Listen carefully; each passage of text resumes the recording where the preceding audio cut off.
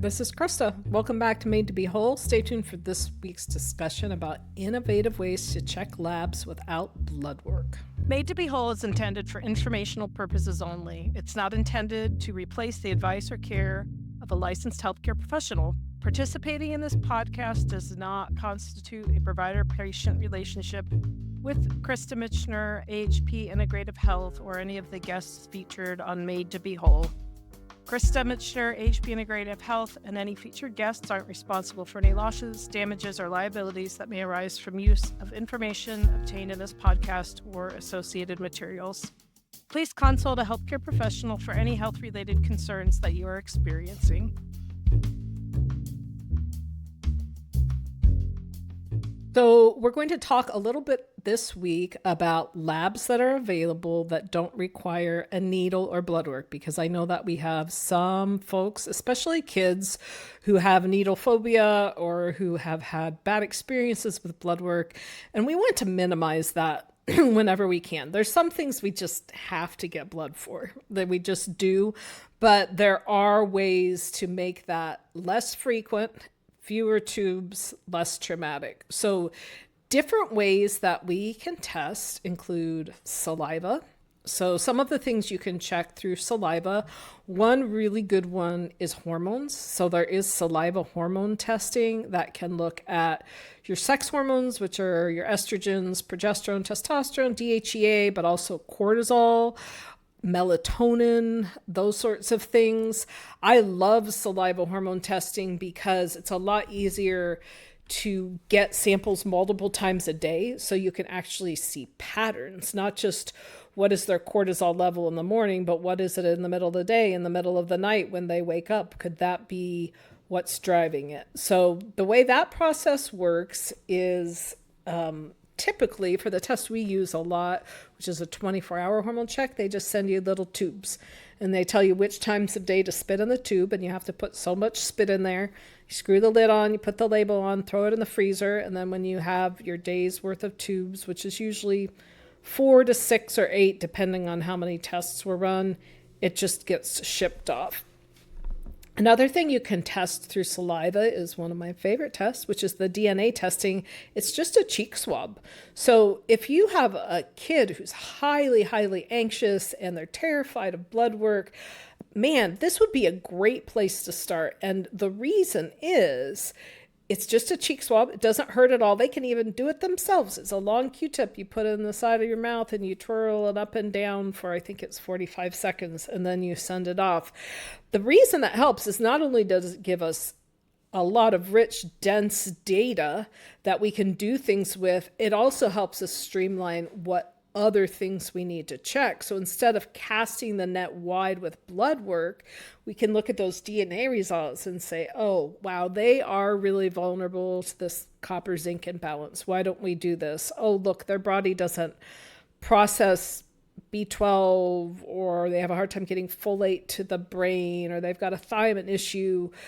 We're going to just check those, or even, hey, we have the confidence based on those genes to start supplementing with those things and see if we see a difference. So that, to me, is the richest mine of evidence and data and action points you can get from a non-blood source. It's a fantastic, fantastic test. Another thing that you can check is urine. You can actually learn quite a bit from urine. If you go through the hospital, so we'll start with that as far as like hospital labs that are available, you can check amino acids through urine. Now, granted, I think it's helpful when you do the urine and blood together to compare, but you can do a urine amino acid test. You can do a 24-hour urine cortisol test. There are a couple of different collections where they send you a big jug and you basically save all your pee for the day and send it off. But in the realm of these specialty labs that we use a fair amount, we use urine to test for mycotoxins, which are those mold metabolites. We use urine to check something called an organic acid test. An organic acid test is a pretty cool little test that looks at neurotransmitter metabolites, can give us some ideas about nutrient deficiencies, about basically potential infection, inflammatory processes. The organic acid test, which is sometimes called the OAT test because that's what its initials spell, OAT, the OAT test. It's a nutritional and kind of metabolic snapshot of your health. It shows byproducts of cellular metabolisms. So that includes your cells, but also any bacteria or fungi that are living in you. And they're showing us kind of the downstream effects of these processes, but can help clue us in to what made things go awry. Is this a detox problem? Is there a potential neurotransmitter imbalance? Are some nutrients not being metabolized properly? So that's a really, really cool test that can help us get a lot of information, especially for someone who's looking to avoid a needle. Along with that, you can also do a toxin profile. The two companies I've used for this are Mosaic Diagnostics, which used to be Great Time Labs, or Real Time Labs, which is now, I think, US Biotech. They've also changed their names. But we are exposed to a lot of toxins on a regular basis. So our food, there's pesticides. Even when you're eating organic, there aren't any guarantees, especially, fields nearby are being treated. Then you throw on top of that our food isn't as nutrient dense as it used to be. People's yards are being treated all the time. We use a lot of plastics and there's byproducts from that. We have a lot of our personal care products, makeup, lotions, things like that, or household cleaning products are an issue. And then even our water supply, even though we may not be getting diarrhea illnesses from our water, like you might if you're drinking from a stream or in a third world country, we're still finding that there are toxins in some of the water supply.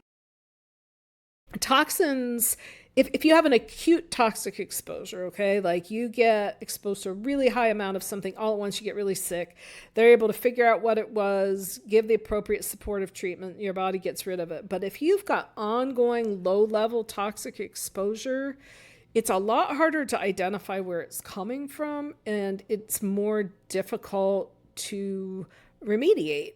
What I like about the urine testing is it helps us figure out what sources may be making someone sick. Now, sometimes I have someone who it's like everything's a mess. I don't think for most of these people it's that they have more toxic exposure than your average individual. I think sometimes we catch people where they've been so sick for so long, there've been so much immune dysfunction, the cumulative effect of toxic exposure genetically, they're not doing as well as some individuals at detoxing, and they just get this kind of toxin dump, just a toxin soup. And when I see someone who has everything, of course, we're going to look at their environment and look for low-hanging fruit, but they don't need to move into a bubble. We need to get rid of the low-hanging fruit, start boosting their body's ability to detoxify, and recognizing if that is you or your family member, you can't do too much too fast. It's not good. You're going to make someone sicker. Toxins can mess with your immune system. They can cause neurological issues. They can mess with your endocrine system, which is hormone production. They're associated with certain cancers. There's a lot that can happen. Typically, I see more with these chronic changes than with the acute things. So continuous increasing exposure to toxins puts us at risk for a lot of things. So think diseases, but then also think specific symptoms. It can absolutely cause gut symptoms like nausea, vomiting, bloating, stomach pain, headache. Well, for some people, they're going to have more weakness. Their memory's not going to be as good. They've got respiratory problems. But then if you go to things that end up as a formal diagnosis, it's also been associated with ADD, Alzheimer's, autism issues. A lot of kids on the autistic spectrum have impaired detoxification pathways. So you have to be even more diligent with those kiddos and adults as they become adults, making sure that we're minimizing exposure and we're always helping the body take out the trash, not just waiting till things get worse. Parkinson's disease, some cancers, other neurological things. So if you go to Mosaic Diagnostics website, it's mosaicdx.com. They give some kind of good overviews, but they gave some data that I think helps us understand a little bit about why it's such a big problem in the general public, not just in people in these high risk occupations. So between 1964 and 2014, there was a 2,000% increase in plastic production from 15 million tons to 311 million tons. And it says the annual disease cost burden of 340 billion from endocrine disrupting chemicals. And a lot of the chemicals that are in the stuff we're storing things in haven't really been assessed for human impact because it's not direct human contact. It's all these downstream effects. So we just don't have good data.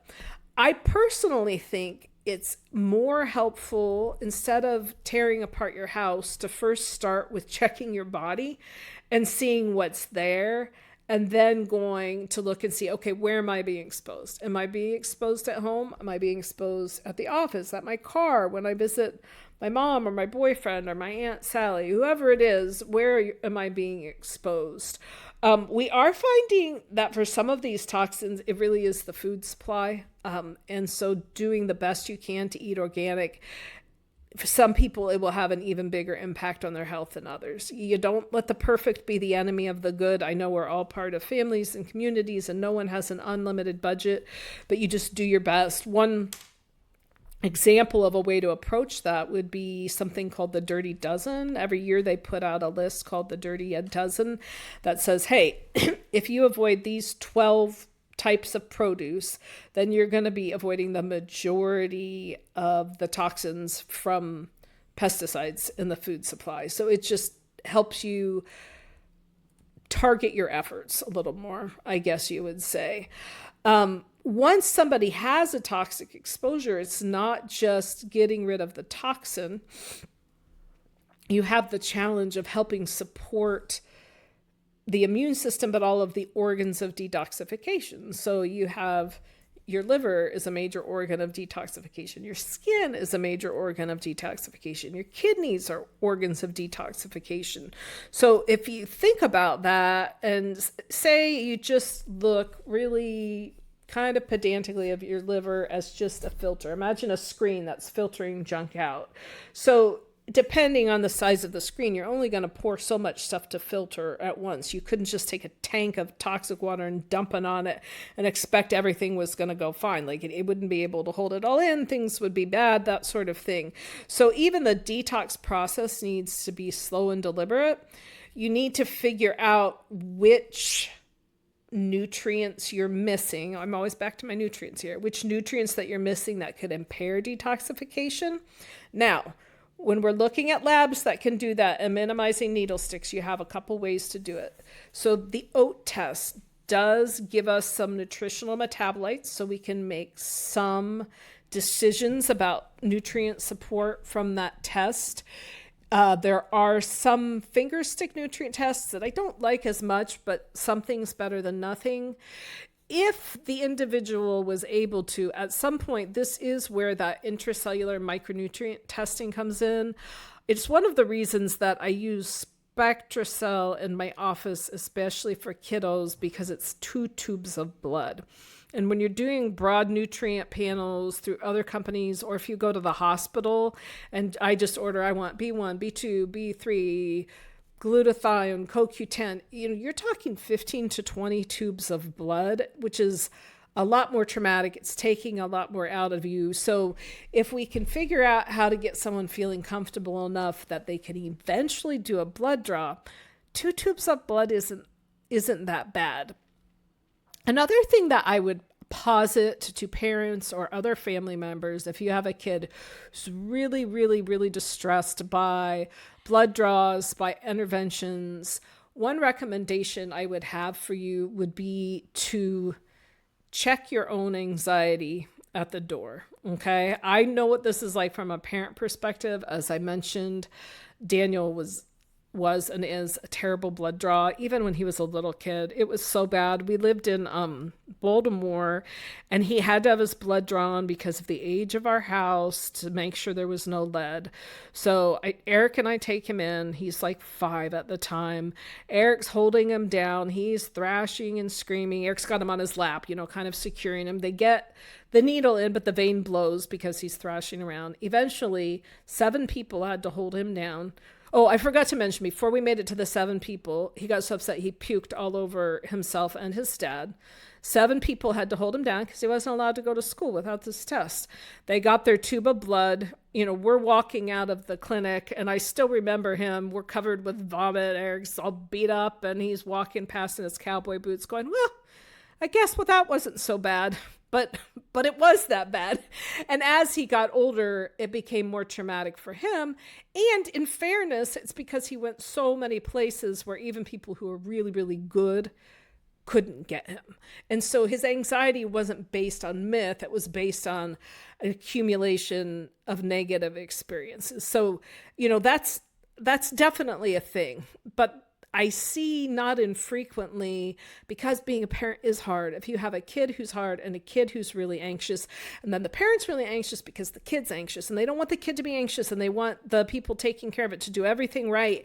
And we can just see, like, you and your kid are feeding off of each other anxiety-wise. This is not helping anything. Like, it is just not helping anything. You either need to send along another adult who's a little calmer and better able to manage this, or step out of the room. You have to be very, very factual. If they say, oh, I hate this, it hurts, don't lie and say, no, it doesn't hurt. What are you talking about? Say, well, yeah, it does hurt a little bit, but here are the things that's going to help. You don't negotiate with your children. You're calm. You give clear directions. You give a plan, because if they know they can push and push and push, and then you're going to change what's being done, you're going to pay for that down the road, because it's going to happen again and again and again. So even if there's been an accumulation of negative experiences, you need to start making a deposit in the positive experience bucket so that eventually it becomes less traumatic. Now, there are things that we can do to offset distress for someone who is super anxious about blood work.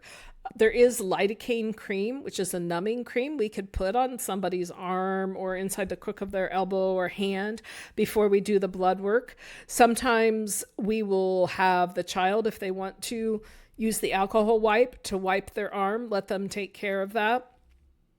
There are technologies out there that can help people find veins more easily. So there's a vein finder that's a really cool lamp-like thing that you just shine over the arm, and you can see the veins. It makes them translucent, so it creates kind of like a little map. That's really helpful. That's what they used in the hospital with Daniel when they started his IV pre-surgery, when he was having the port placed. And it was great. And they got it right away. He's never had that happen before. What we're investing in at the clinic actually is an ultrasound that you can do, what's called ultrasound guided venous access. So venous access just means getting your veins. Let's get the needle into the vein. The reason an ultrasound can be beneficial is not only does it let you visualize the veins like the vein finder and similar technologies do, but it actually lets you see the depth of the vein and have even more precision with like getting it into the blood vessel, finding the valves, that sort of thing. So something else you could do if blood draws are really traumatic is to call around and see if the clinic near you or if there's a hospital near you where they would use lidocaine cream or let you use lidocaine cream. If they are sensitive to people with special needs, especially, they might be more likely to have some of those technologies available. But it's non-negotiable. You know, there are some things in treatment that we have to have periodic blood work for, and we can't budge on that for your health and safety. We do everything we can to minimize it straight up, but we have to be safe. Now, there are some companies where you can do finger pricks and send them off for certain tests. I mean, depending on how many things you check, there's a lot of squeezing. I personally would much rather have a needle in my arm for a minute or two than to poke my finger and squeeze, squeeze, squeeze. But if you or your kiddo would prefer the finger squeezing, there are some of the routine labs that can be done that way. As far as infections that aren't these chronic infections, cultures are great. So a culture is whenever you send off a sample of something to be tested directly for infection. I think they're amazing. Obviously, most people know that you can pee in a cup and be tested for a urinary tract infection, but you can also use a swab. If you have nasal stuffiness, we can swab your nose and see what viruses or bacteria might be living there, or fungal infections, because we've definitely found that. Other places I've swabbed people's ears before because they have drainage from their ear and this infection that go away. You can swab their ear. Any draining wound, you can swab the wound, and that can be sent off. Back to the nasal swab, that can be a really great clue for anything that comes from the nose area. And let me expound on that. Obviously, if you swab the nose, you're going to find whatever infection is in those nasal passages, but they might also be a clue to other things going on. Some people have headaches that when we treat what we find in the nasal passages resolve, because if you've got inflammation here, I mean, think how close these blood vessels and these sinus cavities are to the noggin. They're really, really close neighbors. Sometimes we'll have people who have gut problems that once we treat what's going on in the nose, the gut problems resolve. And the reason that happens is, think about it. If you've got this toxic soup in your nose and you snort, you swallow, your secretions go down there and then they get in the gut, and then they can contribute to leaky gut and make it so you've got absorption issues, GI symptoms.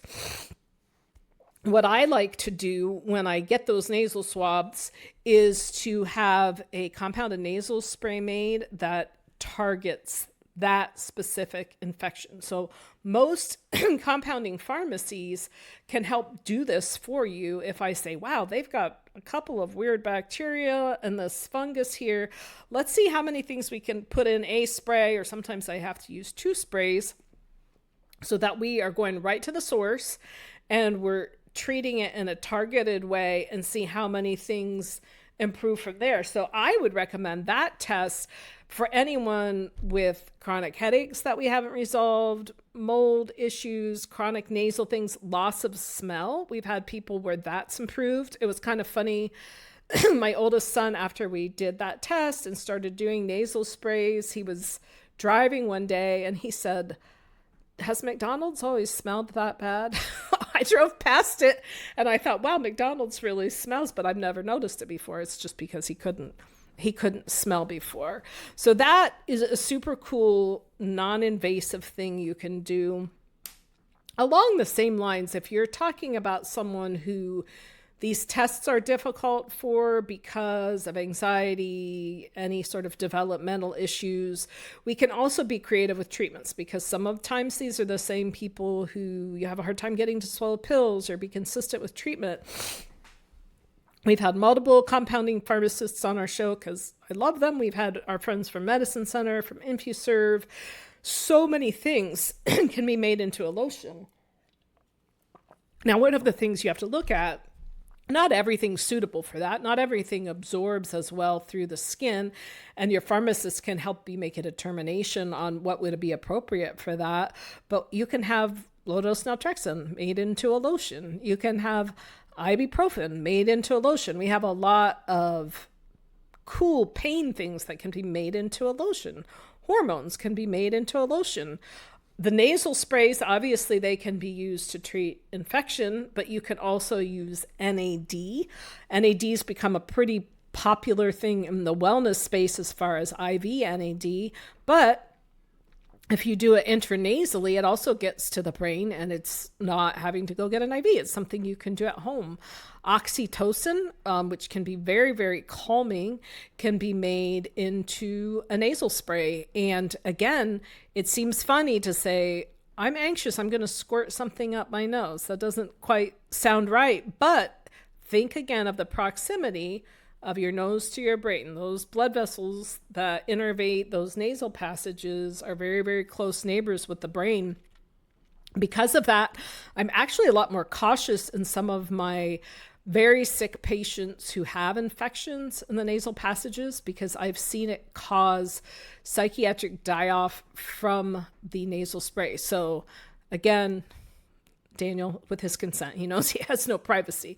When he started those nasal sprays, he felt crazy for a while, and we realized it was die-off because it was killing what was in his nose, but it was obviously affecting something here too.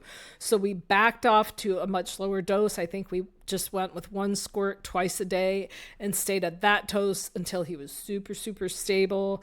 And then we gradually stepped up on that. So since that time, if I have someone with neurological or psychiatric symptoms who's starting anything antimicrobial, even if it's quote unquote just a nasal spray, I recommend that they start slow. They just start with a lower dose, make sure they tolerate it well, and go from there. But it's definitely, with him, been a piece of the puzzle. I think he's a good example I will cite, since I've talked about him a lot of this episode, of someone who has had to do a lot of different things, and they've all been efficacious. You know, I've had people say, gosh, I wish I were like Daniel, who could tell the first time he took methylene blue, oh, this is really helping me. He had serious die-off just from nasal sprays. He started plasmalogens, and he could feel a difference in his brain right away. And that is all great, but the downside of that, he's so sick that even though all of those things have helped, there's still a lot to be done, because whatever started, we believe probably started in utero, and there's all this years of stuff, of damage, of dysregulation, things we didn't know. And so we are putting Humpty Dumpty back together again, and it takes time. It just takes time. So don't be discouraged if it takes more modalities, more time to get well, as long as what you're doing, obviously we want people to feel better, but we also want to make sure that it's addressing anything that could be keeping them sick. So like nutrient deficiencies, for example, you may not start a vitamin or a mineral and say, oh my gosh, things are so much better. But let me tell you, if you have a deficiency and you don't address it, the other things I do aren't going to work as well. I was listening to a biography of John Quincy Adams, and he talked about how it was, you know, the wish of his heart to weaken just one link in the chain of slavery. I mentioned that in another episode, and I've thought a lot about that and how it could apply to this context of chronic illness. Sometimes someone might have one chain wrapped around them that you can unlock and you get them out, but a lot of times it's more like they've got string and rope and chains, or, you know, if you've got a ball of yarn with lots and lots of knots, you can't just pull and get it out. You take one knot at a time. If you're all wrapped up in chains and tied up, you just work at one link at a time. Eventually, those shackles are going to fall and you're going to be better. But just because the link you're working on doesn't yield immediate results doesn't mean it's not a necessary part of your rescue. You're the writer of your rescue, and you need as many interventions as you can to address everything that's going on. So remember to keep looking. There are innovative ways to test and treat. You're an individual, and find people on your team that will help address you as such. Remember to have hope, because you were made to be whole.